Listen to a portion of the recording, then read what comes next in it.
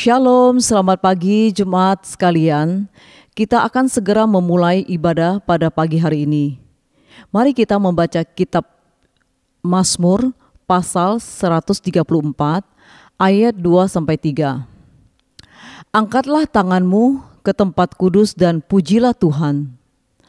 Kiranya Tuhan yang menjadikan langit dan bumi memberkati engkau dari Sion. Mari kita berdoa. Tuhan, ajar kami mendapatkan kepuasan dalam-Mu, karena kami ini tidak puas secara otomatis. Tuhan telah memberikan anugerah yang besar kepada kami. Tolong kami belajar mendapat kepuasan di dalam Engkau. Seperti Paulus, kami ingin belajar mendapat rahasia kepuasan di dalam Tuhan. Bukan dengan mendapatkan apa yang kami inginkan, tetapi dengan makin masuk ke dalam rencana Tuhan. Kiranya kami boleh menjadi jemaat yang terus kuat di hadapan Tuhan. Dalam nama Tuhan Yesus kami berdoa, amin. Mari kita siapkan hati dan pikiran kita untuk menyambut kebenaran firman Tuhan.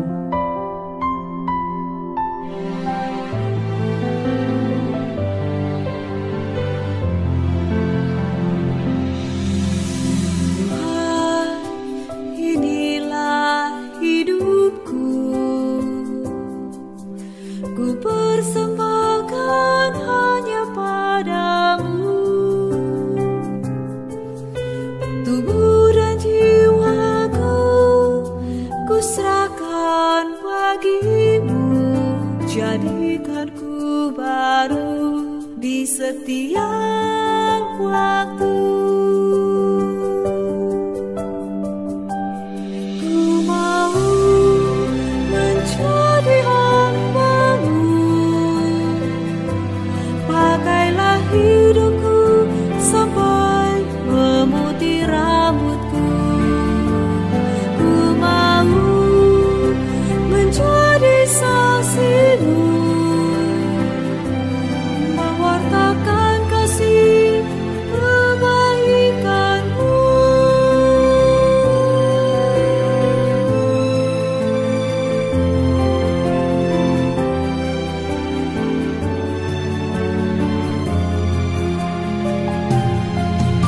Tuhan, inilah diriku. Pimpin aku menuju jalan-Mu. Tenangkan hatiku, sadarkan salahku. Ajarku bersih-Mu di setiap waktu. Ku mau menjadi hamba-Mu. Pakailah hidupku sampai memutih rambutku. Ku mau menjadi saksi-Mu, mewartakan kasih kebaikan-Mu.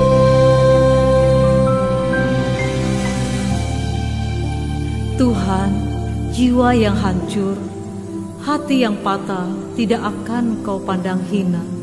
Itulah hidupku yang kubawa ke mezbah-Mu. Ya Tuhan, jadikanlah hatiku tahir. Perbaruhilah batinku dengan roh yang teguh. Lengkapilah aku dengan jiwa yang lelah, agar bibir mulutku terbuka menyampaikan puji-pujian bagi-Mu. Agar pikiranku tangkas menangkap isi hati-Mu, agar hatiku lembut mengalirkan kasih-Mu.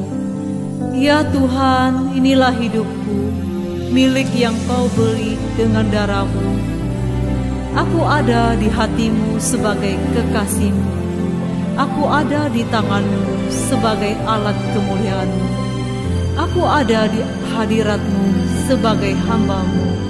Sungguh Engkau besar dan agung dalam hidupku. Amin. Ku mau menjadi hamba-Mu. Pakailah hidupku sampai memutih rambutku.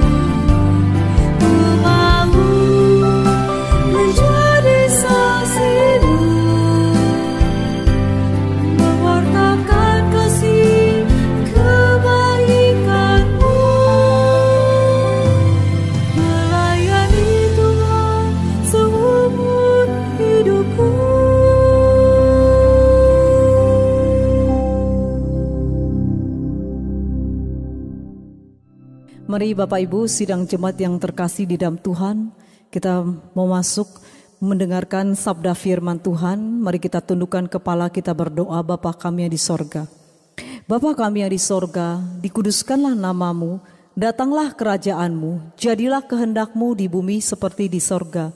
Berikanlah kami pada hari ini makanan kami yang secukupnya, dan ampunilah akan kesalahan kami, seperti kami juga mengampuni orang yang bersalah kepada kami. Dan janganlah membawa kami ke dalam pencobaan, tetapi lepaskanlah kami daripada yang jahat, karena Engkau yang punya kerajaan dan kuasa dan kemuliaan sampai selama-lamanya. Amin. Mari kita membaca pengakuan iman rasuli. Aku percaya kepada Allah, Bapa yang Maha Kuasa, Khalib langit dan bumi, dan kepada Yesus Kristus anaknya yang tunggal, Tuhan kita, yang dikandung dari Roh Kudus, lahir dari anak darah Maria, yang menderita sengsara di bawah pemerintahan Pontius Pilatus, disalibkan, mati dan dikuburkan, turun ke dalam kerajaan maut. Pada hari yang ketiga, bangkit pula dari antara orang mati, naik ke surga, duduk di sebelah kanan Allah, Bapa yang Maha Kuasa, dan dari sana ia akan datang untuk menghakimi orang yang hidup dan yang mati. Aku percaya kepada Roh Kudus, gereja yang kudus dan persekutuan orang kudus, pengampunan dosa, kebangkitan tubuh, dan hidup yang kekal. Amin.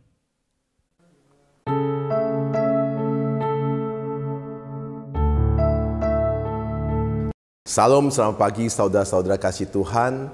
Kita kembali jumpa pada minggu ini, kita akan beribadah mendengar sabda firman Tuhan. Mari kita berdoa. Bapa kami surga, terima kasih Tuhan atas kasih sayang-Mu yang berlimpah kepada kami. Dan Tuhan pimpin kami pada pagi ini, membuka hati kami, pikiran kami untuk mendengar sabda firman-Mu. Kuasa Roh Kudus pimpin hamba-Mu, bibir hamba-Mu Tuhan pakai untuk menyampaikan setiap kebenaran-Mu sesuai dengan kehendak-Mu. Berfirmanlah kepada kami siap untuk mendengar. Kami berdoa di dalam nama Tuhan Yesus Kristus. Amin.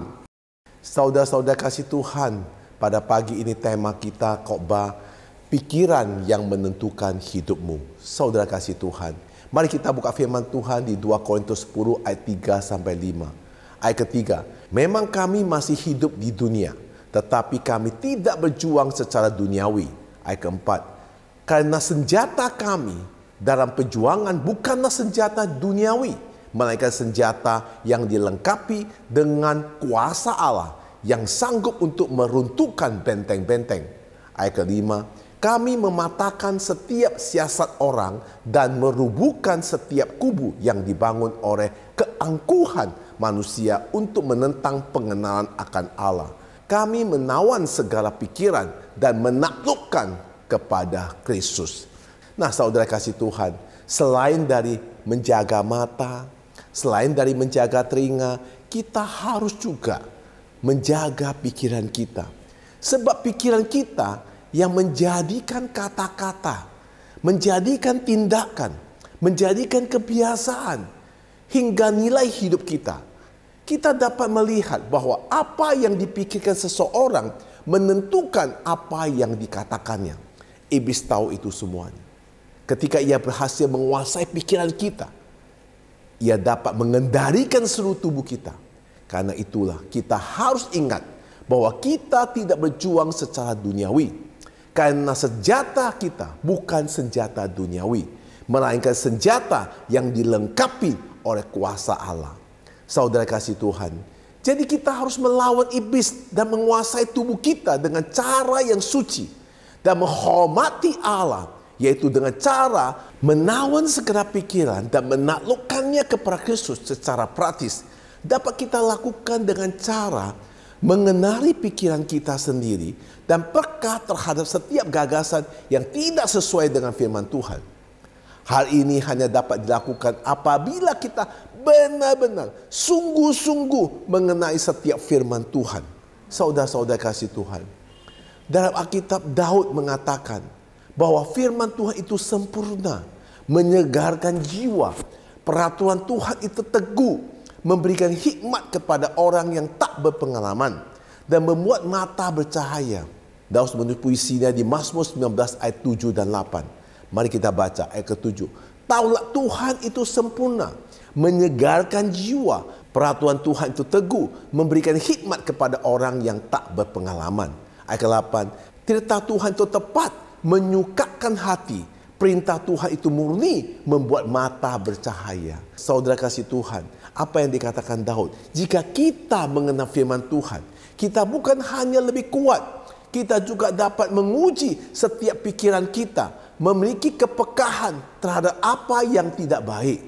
Sedangkan orang yang buta akan firman Tuhan akan kesulitan untuk menguji pikiran yang tidak baik, sebab mereka mudah ditipu dan dikalahkan oleh iblis. Saudara-saudara kasih Tuhan, setiap orang pasti pernah merasa takut, merasa cemas, merasa khawatir, ataupun tidak percaya akan diri sendiri, akan menjalankan hari dengan keresahan dan ujung menjadi tidak tenang. Namun, hal yang dirasakan itu terkadang hanya di dalam pikiran manusia saja. Sehingga setiap orang bergerak menjauhi dari Tuhan dan mengandalkan pikiran sendiri untuk melangkah. Di sisi lain, firman Tuhan jelas menawarkan kedamaian untuk pikiran kita dan bergerak bersama Tuhan. Ketika setiap orang menyerahkan seluruh hidupnya kepada Tuhan dan mengikut rangka-rangka Tuhan, akan mendapat kedamaian, ketenangan dalam menghadapi segala perkara. Saudara-saudara kasih Tuhan, di dalam kitab Roma pasal 8 ayat 5, mari kita baca ayat ke-5. Sebab mereka yang hidup menurut daging memikirkan hal-hal yang dari daging. Mereka yang hidup menurut roh memikirkan hal-hal yang dari roh. Ayat ini menjelaskan bahwa suatu pikiran yang terbentuk pada setiap orang berasal dari dua sumber, yaitu daging dan roh yang bergerak. Saudara-saudara kasih Tuhan, pikiran yang didasarkan atas penggerakan Roh Kudus ataupun daging ada suatu hal yang dapat dipilih oleh orang percaya. Di mana setiap pikiran manusia ingin dikendalikan oleh keinginan Kristus atau keinginan kemauan daging, itu dari pilihan kita. Saudara-saudara kasih Tuhan, saudara-saudara kasih Tuhan, ada 3 cara bagaimana kamu dapat keluar dari pikiranmu untuk masuk ke dalam pikiran Kristus. Yang pertama, mengetahui apa yang kita masukkan ke dalam pikiran. Kita harus tahu apa yang kita masukkan ke dalam pikiran kita. Firmankah atau pengetahuan dunia? Yang kedua, menjaga pikiran kita yang paling penting. Menjaga, mengontrol pikiran kita dengan diri sendiri kita. Mengontrol pikiran kita, menaruhkan semua firman Tuhan ke dalam pikiran kita. Dan ketiga, berserah diri kepada Tuhan. Nah, saudara-saudara kasih Tuhan, kita harus memahami pikiran Tuhan. Kalau kita tidak mau jaga pikiran kita, bagaimana kita bisa memahami pikiran Tuhan? Di dalam 1 Korintus 2 ayat 16, sebab siapakah yang mengetahui pikiran Tuhan sehingga ia dapat menasihat dia?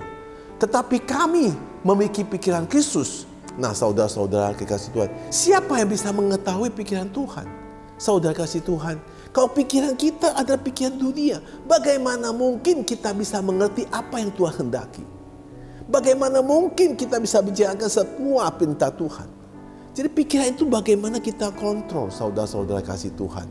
Sebagai manusia memang kita tidak dapat sepenuhnya memahami Tuhan dengan segala pikiran dan keputusan-keputusan Tuhan yang secara sempurna.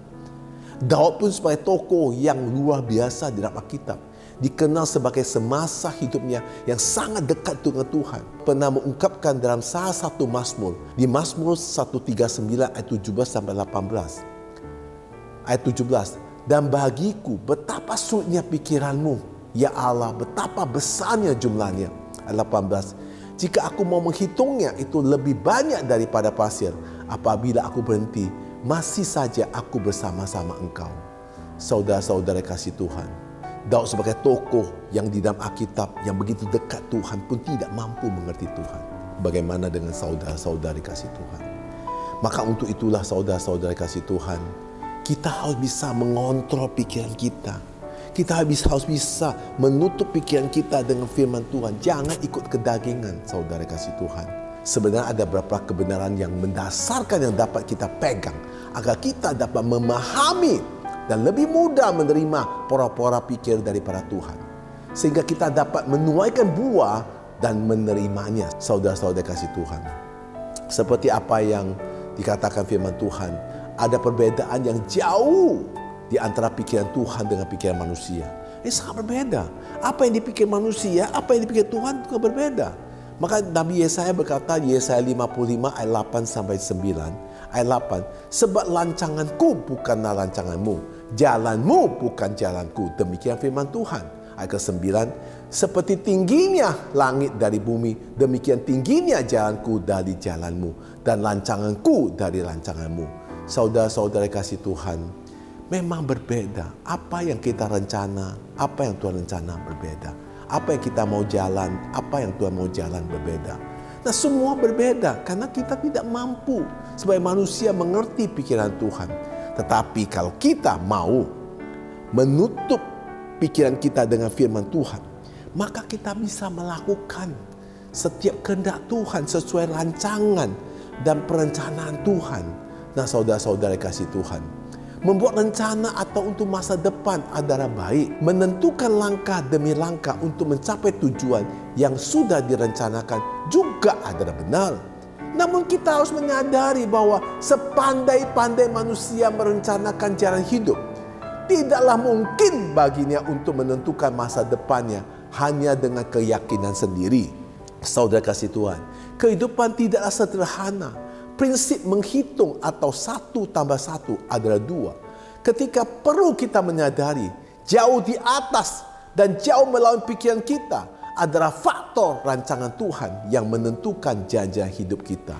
Bisa aja 1 tambah 1 jadi 11. Karena rancangan Tuhan sesuatu yang tidak mampu kita masuk, tidak mampu kita mengerti. Tapi ketika kita jalankan bersama Tuhan, maka rancangan Tuhan itu akan indah buat kita. Segala tidak mungkin akan jadi mungkin. Segala tidak ada jadi ada. Nah, saudara-saudara kasih Tuhan, saya berikan satu cerita. Ada satu cerita yang menarik dalam pikiran positif. Cerita itu ada 2 ekor serigala. Satu hari seekor kakek bercerita kepada cucunya. Ada 2 ekor serigala. Serigala pertama jahat, sedangkan serigala kedua itu baik. Lalu kedua serigala itu bertarung. Siapakah yang menang? Si cucu berdiam dan berpikir. Tetapi tidak menemukan jawabannya. Serigala yang kamu beri makan, itulah yang akan menang. Saudara-saudara kasih Tuhan, setiap hari begitu banyak hal yang terlintas di kepala kita. Kata-kata seperti kamu tidak mampu, saya pasti bisa, bertarung setiap hari di dalam otak kita. Lalu siapa yang menang pertandingan itu? Pikiran mana yang akan beri makan? Atau yang Anda kembangkan itu ialah yang akan menang? Saudara-saudara kasih Tuhan, pikiran kita bisa menjadi kawan yang dapat membuat kita semakin lebih baik. Namun juga bisa menjadi lawan yang membuat kita membawa malapetaka. Karena jika saudara-saudara ingin mendapat hasil yang positif, mulai sekarang saudara-saudari harus berlatih untuk berpikir positif secara medis maupun psikologi. Nah, saudara-saudara, pikiran yang positif dapat membantu kita mengalahkan rasa takut, takut gagal, takut dibenci, takut dijauhi, bisa mengalahkan. Meningkatkan rasa percaya diri dan optimis, menurunkan kadar stres, dan memberikan kekuatan bahwa kita mampu menyelesaikan segala sesuatu dengan baik. Sedangkan pikiran negatif dapat membuat kita menjadi susah melihat kebaikan Tuhan dalam hidup kita. Pasti akan menentukan, wah, hari ini adalah hari buruk. Namun jika kita berhati diri untuk tetap positif, maka pasti kita akan tetap menemukan yang baik di dalam hari itu. Saudara-saudara kasih Tuhan, di dalam keadaan yang buruk, di saat Ayub kehilangan segala sesuatu, Ayub masih bisa melihat kebaikan Tuhan. Ayub punya banyak kesempatan untuk berpikir negatif pada Tuhan, atau mungkin mengutuki Tuhan. Tetapi Ayub selalu berpikir positif, membuat mampu melihat kebaikan Tuhan di tengah penderitaannya. Kesulitan yang kita alami pada hari mungkin belum setara dengan Ayub yang Ayub alami. Jika Ayub bisa melihat kebaikan Tuhan, Anda pun bisa. Bagaimana Anda berpikir? Pikiran Anda lah menentukan hidup saudara. Selalu berpikir dengan positif, ditutup dengan firman Tuhan, maka kita bisa mengerti apa yang Tuhan hendaki. Mari kita berdoa. Bapa kami surga, terima kasih atas firman Tuhan. Pikiran kita yang selalu menentukan hidup kita. Kira kuasa Roh Kudus menguasai pikiran kita, sehingga kami bisa mengerti apa yang Tuhan rancangkan, apa yang Tuhan rencanakan. Kami bisa berserah kepada Tuhan, mengikuti setiap rencana Tuhan. Tuntunlah kami, kuasa Roh Kudus beri kekuatan kami untuk menjalankannya. Karena rencana Tuhan pasti indah pada waktunya. Semuanya Tuhan pimpin sehingga kami bisa mengikuti rencana Tuhan. Menguasai pikiran kita, tidak menuruti keinginan dunia, tapi mengikuti kehendak Tuhan. Kira kasih sayang Tuhan berlimpah kepada kita. Kuasa Roh Kudus pimpin kami, supaya kami jalankan sehari-hari kami dengan memuliakan Tuhan. Di dalam nama Yesus kami berdoa, amin. Saudara, pikiran yang akan menentukan hidupmu. Bukankah begitu? Kita sering berpikir negatif, maka menentukan hidupmu buruk. Berpikirlah positif, maka menentukan hidup kita penuh dengan kemenangan. Saudara, pikiran kita ditaruhkan dengan firman Tuhan. Pikiran kita tunduk kepada Kristus, maka Tuhanlah yang akan memberikan kita hidup dengan kemenangan. Tuhan Yesus memberkati.